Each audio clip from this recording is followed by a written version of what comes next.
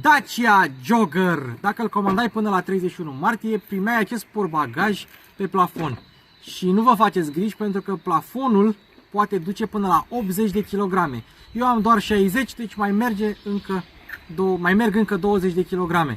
Dar acest portbagaj venea plin cu un kit de camping și o să vă arăt exact ce conținea acel kit de camping. Mai mult, ați vrut 7 oameni în jogger, am adus 7 oameni în jogger, facem camping, îi dăm blană cu 7 oameni în jogger, vedem cât consumă, facem test adevărat cu Dacia Jogger. Like, share, subscribe, mașini cu Luci Popa începe!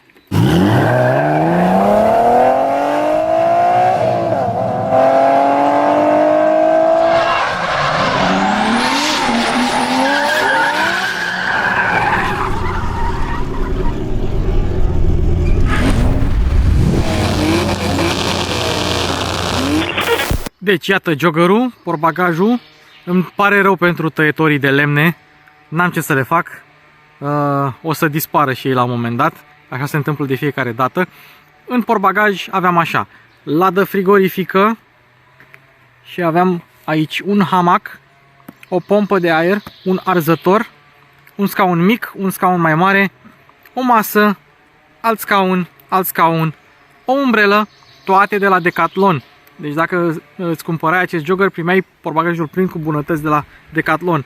Mai avem o saltea și aici este cortul. Pentru că avem și cort. Ai un kit de camping complet, sau aveai, dacă îți cumpărai un jogger până la 31 martie. Acum, cei de la Dacia spun că vor dori să mai facă astfel de pachete pentru clienții de Dacia Jogger. Pe viitor, nu se știe când, dar norocoșii care au avut ocazia să-și cumpere unul l-au primit. Bun, și acum, uite, nu se vede fața mea, doi ochișori și o guriță. Acest clip este filmat cu noul telefon Realme GT2 Pro. Realme este brandul de telefoane mobile cu cea mai mare creștere anuală. Adică își dublează clienții o dată pe an. Nici Apple n-a reușit să facă asta, nici Samsung n-a reușit să facă asta, nici Nokia n-a reușit să facă asta. Au intrat și pe piața din România și acesta nu este un clip plătit, pur și simplu mi-au dat un Realme GT2 Pro să filmez acest clip. Snapdragon 8 Gen 1, versiunea asta are 12 GB de RAM, 256 de GB de stocare și testăm camerele azi la ea. E undeva la 3800 de lei telefonul și vreau să le mulțumesc pe această cale. Nu este clip plătit, pur și simplu cei de la Realme mă urmăresc și au vrut să mă ajute cu filmările. Deci înainte de toate trebuie să vă amintesc că Dacia a făcut câteva modificări în gamă. Spre exemplu, hai să luăm Loganul. Acum poți să-ți iei Logan TCE 90 de cai cu 6 trepte sau cu 5 trepte și cu 200 de euro mai ieftin. GPL-ul, EcoG-ul tot cu 300 de euro mai scump este, dar acum este doar cu 5 trepte, nu mai poți să-ți mai iei EcoG cu 6 trepte. Cam acestea sunt schimbările la Logan. La Sandero, nu mai există Sandero, nu mai poți cumpăra Sandero, doar Sandero Stepway, care din câte am văzut au rămas la versiunile cu 6 trepte. Deci doar la Logan au trecut la 5 trepte. Probabil și la Sandero o să facă aceeași schimbare. În ceea ce privește joggerul, și pe el l-au scumpit, vă spun imediat cu cât. Deci mi-am notat aici toate schimbările din gama Jogger și tot ce trebuie să știți despre dotări. Când au anunțat Joggerul era 13.990 de euro pentru versiunea de bază. Acum ea este 14.790 de euro. Deci au scumpit-o cu 800 de euro. 3 echipări, aceleași Essential, Comfort și Extreme. Dar acum, dacă vrei versiunile cu 7 locuri, te dai 900 de euro în plus, înainte era 700 de euro în plus. Și dacă vrei o versiune cum este asta, adică Extreme, cu motorul de 110 cai putere, cu 7 locuri și cu absolut toate dotările pe care le poți pune pe mașină, trebuie să-ți scoți din buzunar 20.210 euro fără rabla. Deci cu rabla mai scazi cât mai e, 2000 de euro, 2000 pe acolo. Deci o scoți în sub 20.000 de euro. Hai să zicem că o iei la 18.000 full. Merită? Asta numai voi să-mi spuneți. Dar țineți minte următoarele lucruri. În versiunea de bază nu ai aer condiționat în standard. Deci la 14.800 n-ai aer condiționat în standard. Trebuie să plătești 790 de euro pentru aer condiționat. Pachet confort 2, adică volan regabil pe adâncime, pilot automat și senzor de parcare, costă 150 de euro. Deci nu ai volan reglabil pe înălțime în standard. Ești mai convenabil dacă îți iei confort decât esențial cu opționale, pentru că vine ceva mai bine dotat și diferența de bani nu e așa de mare. Pe confort, jantele de aliaj costă 250 de euro și toate jantele sunt 205 pe 60 pe 16, exact aceeași dimensiune care vine și pe Mazda 3. Iar anvelopele sunt Continental Eco Contact 6 pe care le găsim și pe Logan și pe Sandero Stepway și pe Duster. Sistemele de infotainment. Ai Media App, aplicația aia de spui telefonul și vezi acolo consumul și alte chestii pe versiunea de bază. Apoi pe confort ai Media Display și pe, cred că e opțional Media Display pe confort, iar Media Nav cu navigație incorporată și 6 boxe, pentru că în standard ai 2, pe Media Display ai 4 și pe Media Nav ai 6, e doar pe versiunea de top Extreme. Farurile, o să vorbim despre ele imediat, sunt același de pe Logan și Sandero, iar farurile de ceață sunt standard pe orice versiune. Și dacă la Logan Essential, care nu se mai vinde acum pentru că nici Essential, nici Access nu se mai vând din cauza crizei componentelor de chipuri, nu aveai computer de bord în standard, ei bine la Jogger ai, pentru că acolo în computerul de bord ai și trecerea aceea GPL benzină și trebuie să pună. Deci au pus computer de bord în standard pe orice Jogger. În rest, cam acestea ar fi dotările și cum se echipează Joggerul. Faruri Eco LED, adică LED pe fază scurtă, halogen pe fază lungă, semnalizări cu bec incandescent și proiectoare de ceață normale cu halogen. Farurile cu LED se văd binișor noaptea, au un pic de penumbră așa în fascicul luminos, iar în momentul în care apeși faza lungă, ca să se îmbine cele două fascicule de lumină, LED-ul își face un fel de auto-leveling. Sunt aceleași faruri de pe Logan, Sandero și Sandero Stepway și mai nou știi de pe Duster-ul facelift, dar asta e fix același bloc optic. Și hai să vă mai arăt un lucru, hai să ne ridicăm, pentru că nu știu dacă s-a auzit, dar se aude un bipăit. Mașina, dacă are contactul pus și e în viteză, ia, du-te tu, Eusebiu, nu, tu rămâi aici, du-te tu, Eusebiu, în fața mașinii, bipăie senzorii de parcare. Dacă ești în viteză, dacă o scoți din viteză, senzorii de parcare cu contactul pus nu mai bipăie. Din spate, Joggerul e un Volvo, sau mă rog, seamănă un pic cu Volvo. Becuri incandescente pe orice poziție, frână, semnalizare marșarier, nu avem LED. Emblema Dacia nu este nici sigla nouă, nici sigla veche care este pe bord, scrie Dacia, dar este Aptibuild. Așa că cineva poate să vină noaptea să-ți dezlipească și să scrie Acida în loc de Dacia. Sau în loc de Jogger să scrie altceva. Gojer sau ceva. Ideea este că nu știu la câte spălări cu jetul vor rezista aceste Aptibuild-uri. O să vedem în timp care sunt primele litere care cad de aici, de la Jogger. Ce mai e de spus în spate? Ei bine, mașina are și o protecție de plastic și după cum vedem nu se vede evacuarea, pentru că evacuarea este exact ca la Logan și ca la Sandero Stepway, adică aici, în mijlocul mașinii și nu te afumi în interiorul mașinii, pentru că evacuarea transmite gazele afară, adică se vede când e mașina rece și ai aburi, se vede că aburii ies pe lângă mașină, e gândită, nu rămâi cu gazele sub mașină, Doamne ferește. Asta înseamnă că rezervorul este pe partea dreaptă. Uite, inscripția Renault aici, o desfaci, o pui frumos așa și bagi doar benzină, pentru că Jogger diesel nu există și nu va exista. Avem benzină, GPL și pe viitor să avem full hybrid. Și nu poți să bagi diesel pentru că are acel sistem cu bușon mic ca să nu intri cu pompa de diesel în ea. Jogger este în esență un Logan MCV Stepway cu 5 sau 7 locuri, doar că l-au numit Jogger și l-au înălțat puțin ca să înlocuiască și Logi și Docker. Deci Jogger este noul Logan MCV Stepway Logi Docker. Până aici mașina este un Sandero Stepway 100%. De aici în sus se vede cum mașina a fost înălțată pentru mai mult spațiu la cap.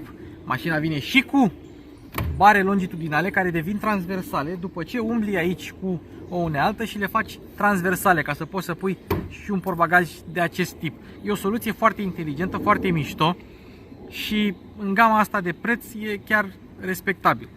Mai mult, Jogger este făcut pe aceeași platformă cu Logan Sandero Stepway, adică CMFB Low Specification, varianta ieftină, dar cu suspensie semi-independentă pe spate. Nu este nimic complicat, doar că au lungit-o. Mașina are un apartament enorm. Ea măsoară peste 4 metri jumate și are apartamentul de 2 metri 800. E lungă rău. Undeva se apropie de fapt nu, e apartament de BMW seria 5 E60. Că na, pe aia o știți. Iar din acest motiv, cu toate că Joggerul este o mașină mult mai mare decât Sandero Stepway, ea n-a fost testată la Euro NCAP pentru că a primit ratingul lui Sandero Stepway. Cei de la Euro NCAP au ajuns la concluzia că nu trebuie testată pentru că sunt atât de asemănătoare mașinile, exact ca seria 3 cu seria 4 X3 cu X4, încât nu necesită. E un Sandero Stepway break mașina asta. Așa că i-au luat ratingul. 2 stele pentru versiunea în 5 locuri și o stea pentru versiunea în 7 locuri, pentru că nu ai avertizor de desfacere centură pe locurile din spate. Ca idee, n-ai nici isofix pe în spate, deci dacă vrei să pui scaune de copii, trebuie să le pui doar pe rândul al doilea. Hai să mergem spre Jogger, era să zic spre Duster.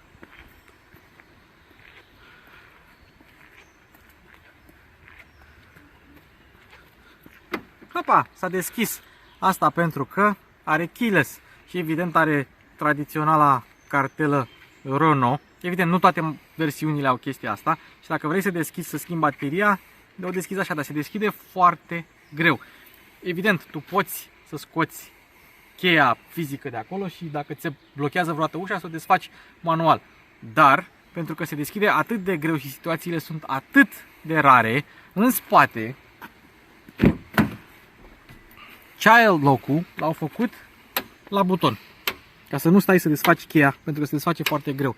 Nu are sistem din acela de desfacere ușoară, cum se întâmplă la cheile tip briceag sau la key fob-urile de altă formă. La cartelă e mai greu. Așa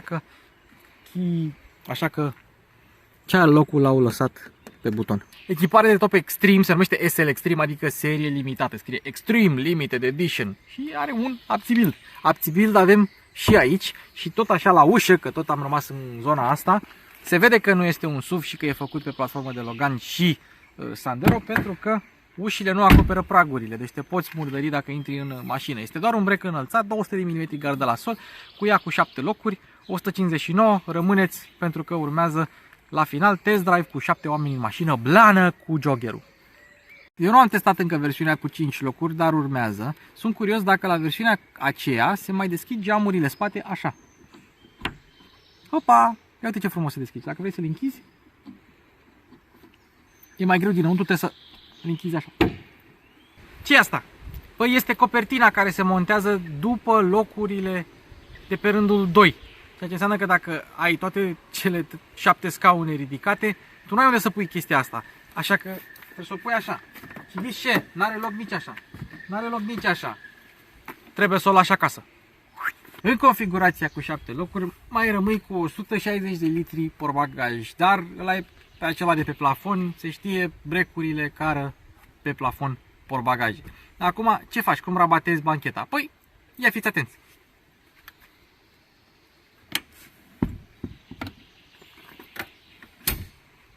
Gata!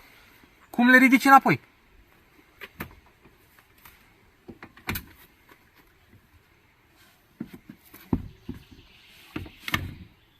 Așa, dar atenție, pentru că e ușor să-ți prinzi mâna aici. Sunt acele elemente metalice expuse, s-ar putea să-ți prinzi mâna, așa că ai grijă. Păi și, scaunele se scot? Hai să vedem!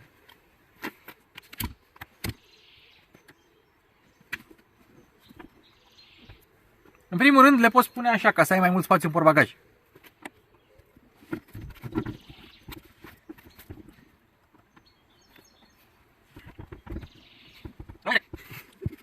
A few moments later.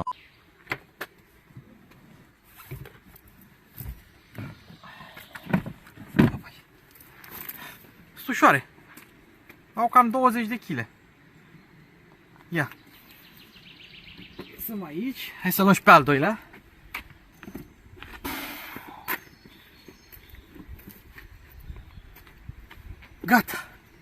Și așa ai 565 de litri, dar scaunele le lași acasă. În această configurație nu mai ai nimic sub podea, nu mai ai roate de rezervă, ai un kit de pană și ai cricul care se află acolo, mai ai o lumină și mai ai, ia uite-l, o priză de 12 volți.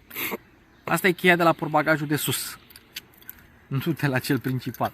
Bun, dacă vrei să rabatezi scaunele de pe rândul al doilea care sunt mai ridicate decât cele din față, ai aici suport pentru centura de siguranță.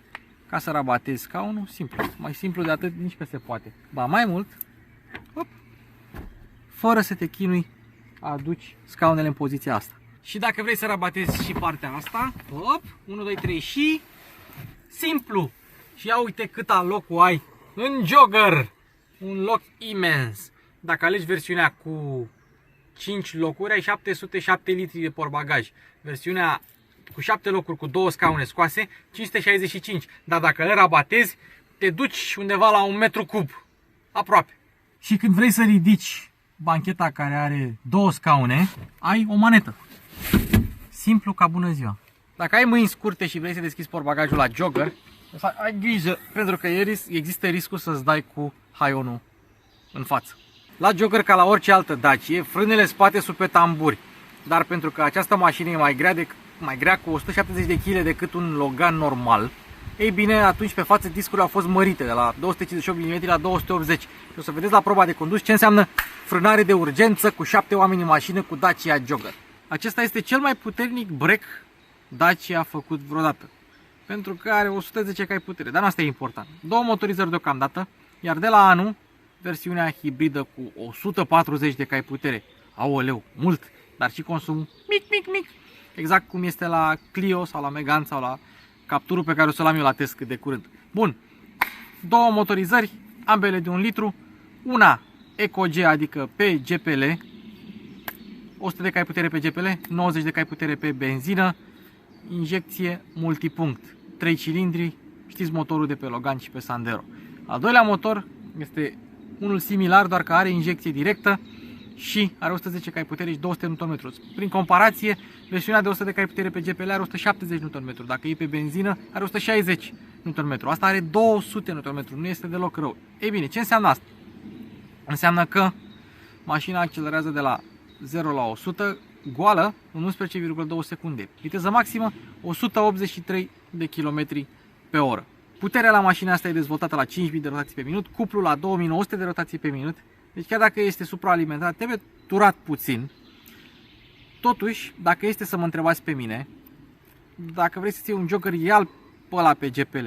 Diferența asta de 10 cai putere și 30 Nm nu este atât de mare cât să necesite efortul financiar, plus că ai avantajul unui consum mai mic și o mașină mai puțin poluantă. Dar asta e părerea mea, fiecare cumpără ce vrea. O să vedeți cum trage mașina asta cu 7 oameni la proba de condus. Cutia manuală este singura disponibilă, 6 trepte deocamdată pe jogger. Doar pe Logan văd că au pus pe TCE 5 trepte și pe EcoG 5 trepte. Pe Sandero, Stepway și pe jogger văd că au lăsat-o la 6 trepte, iar Sandero normal nu se mai vinde în România, cel puțin acum pe 29 aprilie când filmăm noi acest clip. Interiorul este de Logan, Sandero, Stepway, cum vreți să-i spuneți, aceleași plastice tari, același material textil care se simte totuși bine și pe bord, tot plastice tare avem și aici. Nu există mare diferență, ba chiar deloc față de Logan. Buzunarele sunt mari, aici ar veni butonul pentru GPL la versiunea cu GPL. Volanul este același, iluminat, cu comenzile pentru tempomat și pentru computer de bord, la care o să revenim și noi cât de curând. Apoi aici avem climatizarea, scaunele încălzite. Climatizarea este aceeași cu cea pe care o regăsim pe Mercedes Citan. Priză de 12, priză USB pentru încărcare. Acolo avem priza de conectare la Apple CarPlay și Android Auto. Dacă vrei să te conectezi cu fir, dacă vrei să te conectezi wireless, poți. La Media Nav, la Media Display nu poți. Și aici este un încărcător wireless care vine din partea celor de la Dacia. Scaunele sunt decente, nu oferă foarte multă susținere laterală, sunt destul de confortabile. Au reglare pe înălțime doar la șofer, reglaj manual, șezutul un pic cam lung dacă este să mă întrebați pe mine, dar pentru o mașină de buget, din nou, ele sunt mai mult decât decente. Tetierele sunt tari, în schimb, sunt destul de tăricele.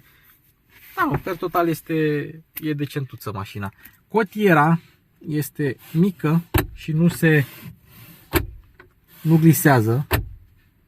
Și avem și o frână de parcare electrică.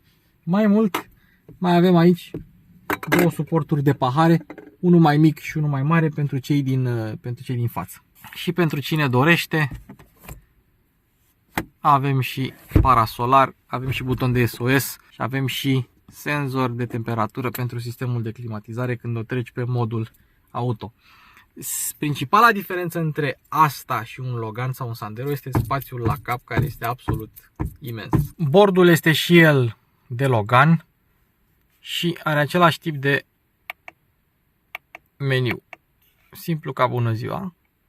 Sus, 7.2, consum instant, range, distanță parcursă, viteză medie și așa mai departe. Viteza medie era mai mare, dar am stat foarte mult cu contactul pus la filmare, așa că, na, din acest motiv a scăzut viteza. Atâta, e simplu.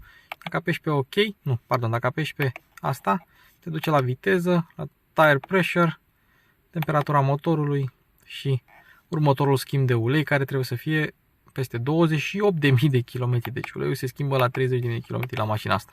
Media navul. Apeși aici ca să-l deschizi. Apple CarPlay. Interesant că te duce fix în meniu în care l-ai lăsat ultima oară. Apple CarPlay, wireless sau cu fir. Eu prefer cu fir. Răspunde bine. N-am ce să-i reproșez.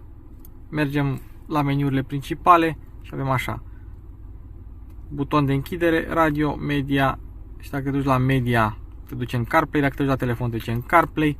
Dacă te duci la vehicle, care e un Duster, vehicle settings, access, toate setările, park assist,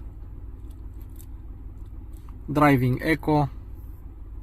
Se arată cât am mers. Uite, am mers 45 din 100. Deci n-am mers foarte eco și am scos consumul de 7,3, că am mai stat cu motorul pornit. Viteza medie tot scade și așa mai departe. Distanță fără consum 11 km. Not bad. Și aici te învață cum să mergi eco, dar nu. Pentru că dacă îți spune, bine, aici îți spune să nu stai prea mult între a întâia și între a doua. Eu sunt de acord, dar să schimbi as soon as possible. Nu. Și că dacă ai cutie cu 6 trebuie să te duci la 70 la oră în treapta 6. Prea devreme. Prea devreme. Eu îi dau la 5 la 70. Deci nu. În niciun caz la 6. Bun. Ce mai avem? Navigație. Și ai media navul. Nu o să folosească nimeni navigația asta pentru că na. Mai bine cu Apple CarPlay și Android Auto și butonul de Apple CarPlay. Din nou setările. Te duci aici setările generale, nu setările vehiculului. Rezoluția e decentă. Răspunde bine. Sistemul audio cu 6 boxe se aude destul de decent. Acum, na, e un sistem bun, n-am ce să-i zic. N-am ce să-i zic. Și chiar pentru 6 boxe se aude bine. Nu este complicat, dar nici nu trebuie, atâta timp cât are Apple CarPlay și Android Auto, foarte bine. Și hai să arătăm și camera. Asta este camera cu senzor de parcare cu tot. Are și indicații dinamice. Ce trebuie să țineți minte? Dacă depășești cu spatele 15 km pe oră, la fel ca și cu fața, camera se stinge. Bun, iată-ne în spate la jogger. Hai să vedem. Geamurile le-am testat eu, coboară de tot, doar aici, în partea asta, unde poți să ții mâna. Spațiul la cap e mare, doar persoanele foarte mari nu pot să stea aici, adică din punctul ăsta de vedere suntem ok. Suprafața vitrată e bună, materialele sunt destul de slabe, sunt la fel de slabe, nu găsim materiale moi, nici la Golf 8 nu găsim materiale moi în spate, nu știu de ce mă plâng, ok, dar asamblarea e ok. Bancheta e destul de ridicată, destul de confortabilă, Nu se reglează în vreun fel decât se scoate cu totul. Mai avem aici tăvița. Tăvița pentru laptop sau pentru mâncare și aici avem un suport de pahar. Doar că trebuie să fie pahar ceva mai mare, că o doză cade prin ea. Ok? Fac parte din pachetul, nu știu cum se numește, dintr-un pachet. Și aici avem o priză de 12 volți. Dacă stai în mijloc, stai bine, e chiar mai moale bancheta pe mijloc, nu stai deloc rău. O să vedeți cum arată 7 oameni în jogger la proba de condus. Îmi place că avem mânere, îmi place că avem cârlige. Da, e spațioasă. E mare, e ok. E decentă. Așa, și iată-ne în spate. Deci cam așa este spațiul pentru picioare. La cap e și aici. O să vedeți niște oameni mai înalți și mai mari în spate la Dacia Jogger. Și mai avem suporturi de pahare. Mai avem un spațiu de depozitare frumos aici. Și avem priza de 12 V ca să încarci device-uri. Foarte mișto. Nu ai USB-uri, dar măcar ai de 12 V. Și văd că îmi sună telefonul, dar nu contează. E abia în față, pe locul din față, n-am cum să ajung la el. Și de aici deschizi geamul dacă ai nevoie de niște aer. Singura chestie este că dacă tu te închizi singur pe locul din spate, nu mai ai cum să închizi ușa, că e prea depărtată. Așa că trebuie să ai neapărat pe cineva. Și după cum am spus, n-ai isofixuri aici în spate, dar să știți că scaunele sunt moi, sunt confortabile, nu sunt rele. Nu sunt rele. Ia duceți-vă la reprezentantul și testați-le. Aici, la pasajul roții spate, e o mică problemă, pentru că poate intra mizeria și poate rămâne acolo dacă nu speli mașina bine. În timp poate crea rugină. Deci aveți grijă și mare atenție la partea asta. Hai! Jogger 7 locuri, 110 cai putere, benzină. Ați zis să punem 7 oameni în ea. Suntem 7 oameni. Așa. Gata, 0-100. Să o pornim. Uite, pornim și AC-ul ca să fie toate bune și frumoase. Facem 0-100, da? Hai. Hai.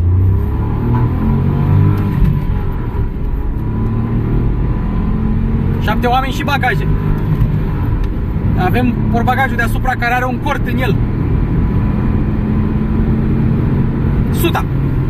Hai că n-a fost rău, nu? Și mai facem și alte chestii. Suntem între 5-a la 80 la oră, da?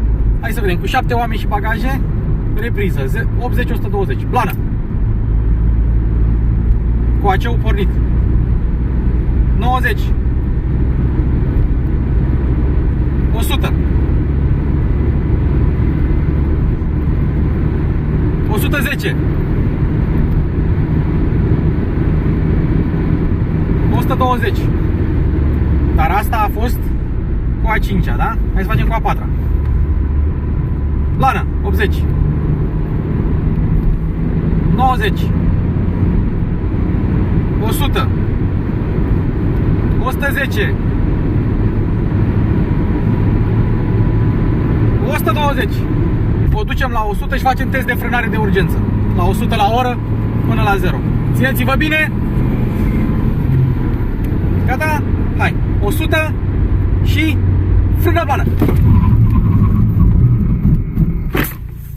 Bă, a frânat bine, mă.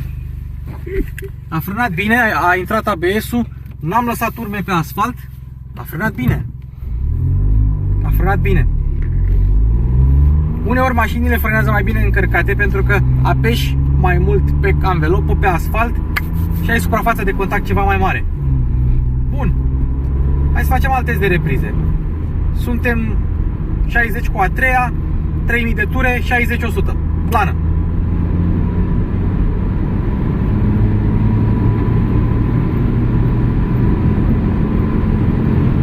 Suta. Și acum hai să facem aceeași chestie între a 4-a. Între a 4-a. 60, plană. 70, 80, 90, 100. Acum, spuneți voi dacă e bine sau nu cu 7 oameni în mașină. Hai să vorbim un pic de vizibilitate. Vizibilitatea e ca la Logan, ca la Sandero Stepway, e bună. Oglinzile sunt mari, stâlpii nu sunt foarte groși. În oglindă eu văd numai oameni acum, că sunt 7 oameni în mașină, dar în general se vede bine. N-ai probleme nici la al treilea stâlp, cred că e al 4-lea la jogger, pentru că nu este foarte gros și luneta e cât de cât mare, deci nu ai problemă cu vizibilitatea. Ei, când iei niște viraje la viteze mici, cu 7 oameni în mașină, te cam duci așa într-o parte, pentru că trebuie să le iei mai încet. Când e mașina goală, nu e așa de rea, nu e așa de rău. Sarcina utilă a mașinii, 530 de kg. Asta înseamnă că 7 oameni împărțit la 70 de kg, sau mă rog, 7 oameni ori 70 de kg, ar fi 490 de kg. 80 ori 7, 56. Noi suntem pe undeva pe la sarcina utilă a mașinii. Deci mașina asta cântărește acum undeva la 1800 de kg plină. Ia să vedem pe curbe. Și pe curbe, cu ea plină, hop, ai ruliu, mai ales cu ea plină, ai ceva ruliu, dar mașina se descurcă decent. Puntea față nu-ți transmite absolut nimic. Și înțeleg de ce nu e direcția mai rapidă, pentru că dacă ar fi direcția mai rapidă, ai avea tendința să te răstori. Bine, evident, nu te răstori ca ESP, dar așa ar fi tendința, așa că au lăsat o demultiplicare destul de lungă a direcției, astfel încât virajele să nu fie abordate prea brusc. Dacă faci așa cu joggerul, opa, se clatină puțin și există senzația să pierzi un pic din stabilitate până când mașina face transferul de mase. E destul de ridicată, garda la sol 200 de mm, dacă o ia plină are 159 de mm, ăla e minimul. Și cu portbagajul deasupra, unde poți să mai pui 80 de kg, atât poți să mai pui pe plafon. Și noi avem motorișca de 1.0, 3 cilindri TCE, 110 cai putere, 200 Nm, cu injecție directă și distribuție pe lanț. Ia, plană, între-a treia, îți faci treaba cu ea. Adică nu o să fie niciodată o mașină sport, dar la 11 secunde 0-100 cu ea goală nu e deloc rău. Nu este deloc rău. Dar noi acum mergem cu ea plină, ca să vedem cum e cu ea plină. Suspensia, surprinzător de ok, surprinzător de bine filtrează denivelările. O să facem și testul cu dâmburile, să vedem cum e cu ea cu 7 oameni. Dar cred că asta e cea mai bună suspensie de Dacia făcută vreodată în ceea ce privește filtrarea denivelărilor. În ceea ce privește testul de sunet, test de sunet la 80 la oră pe traseul meu de test, pe decibelmetru mi-a scos 67,1, cu tot cu plafonul ăsta deasupra, cu portbagajul pe plafon, adică cu doar 0,2 decibel mai slab decât o Toyota Yaris hibrid. Ce-i drept este undeva la nivel de Suzuki SX4S Cross, pe acolo. Rezultatul nu este extraordinar, dar totuși este o mașină low budget. Ia să vedem. N-a fost rău cu ea plină. N-a fost rău. E ok. Într-adevăr, când ai masă pe arcuri și amortizoare, după aia se clatină puțin așa când treci peste o denivelare. Dar din nou, cu ea goală nu e rău.